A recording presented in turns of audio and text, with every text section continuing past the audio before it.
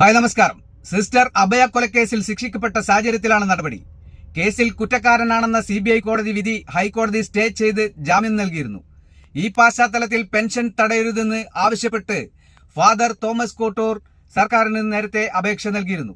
28 വർഷം നീണ്ട നിയമ നടപടികൾക്ക് ശേഷമാണ് അഭയ കേസിൽ ഒന്നാം പ്രതി ഫാദർ തോമസ് കോട്ടൂരും മൂന്നാം പ്രതി സിസ്റ്റർ സ്റ്റെഫിയും കൊലക്കുറ്റമടക്കമുള്ള വകുപ്പുകൾ പ്രകാരം കുറ്റക്കാരാണെന്ന് കണ്ടെത്തി ശിക്ഷിക്കുന്നത്. 1992 മാർച്ച് 27 കോട്ടയം BCM കോളേജിലെ വിദ്യാർത്ഥിയായിരുന്ന സിസ്റ്റർ അഭയെ പയസ് ഡെത്ത് കോൺവെന്റിലെ കിണറ്റിൽ മരിച്ച നിലയിൽ കണ്ടെത്തിയത്.